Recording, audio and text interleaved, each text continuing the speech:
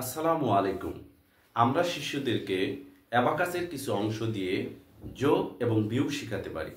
তার প্রাথমিক পর্যায়ে দুই হাতের 10 আঙ্গুলি দিয়ে 99 পর্যন্ত গণনা শেখাতে হবে। অর্থাৎ ডান হাতের বৃদ্ধাঙ্গুলি বাদে প্রত্যেকটা আঙ্গুলের মান 1। অর্থাৎ একটা আঙ্গুল বের করলে 1, দুটো আঙ্গুল বের করলে 2, তিনটা আঙ্গুল বের করলে 3, চারটা বের করলে 4। আর ডান হাতের বৃদ্ধাঙ্গুলির মান 5। তাহলে 1, 2, 3, 4, 5। তাহলে 5 আর 1 6, 7, 8, 9। অপরদিকে বাম হাতের বৃদ্ধাঙ্গুলি বাদে প্রত্যেকটা আঙ্গুলের মান 10। অর্থাৎ 10, 20, 30, 40। বাম হাতের বৃদ্ধাঙ্গুলির মান 50।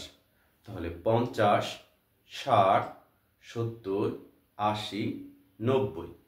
এখন যদি আমি গণনা করা শুরু করি 1, 2, 3, 4, 5, 6, 7, 8, 9, 10।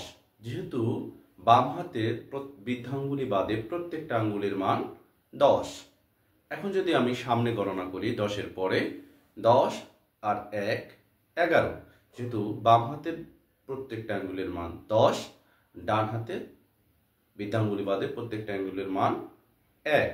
অর্থাৎ 10 আর 1, 11, 12, 13, 14, 15, 16, 17, 18, 19, 20।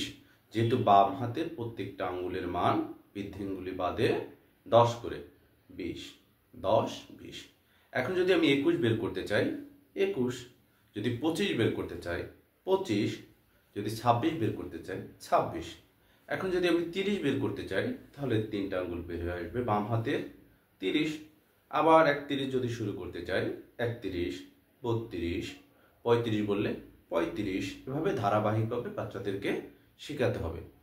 এখন যদি আমি 50 বের করি, বাম হাতের বৃদ্ধাঙ্গুলি 50-এর জন্য যথেষ্ট। 50, 51, 52, 53, 54, 55। যেহেতু বাম হাতের বৃদ্ধাঙ্গুলির মান 50 আর ডান হাতের বৃদ্ধাঙ্গুলির মান 5, তাহলে 50 আর 5, 55। এখন যদি আমরা সেম ওয়েতে 10, 20, 30, 40, 50, 60, 70, 80, 90। এখন যদি 90-এর উপরে গুনি তাহলে 90, 91, 92, 93, 94, 95, 96, 97, 98, 99। এই 1 থেকে 99 পর্যন্ত যদি বাচ্চাদেরকে আমরা শেখাতে পারি, একটু বললেই তারা বুঝতে পারবে। এবং আমরা 1 থেকে 9 পর্যন্ত চর্চা করাবো। আবার 10, 20, 30, 40, 50, 60, 70, 80, 90 এভাবে কতবার চর্চা করাবো? 1, 2, 3, 4, 5, 6, 7, 8, 9। এভাবে বাচ্চাদেরকে আজকে বলবো, আবার আগামীকালকে বলবো। এভাবে 2-1 বার বা একদিন 2 দিন বললে বাচ্চারা এটা রপ্ত করে নেবে।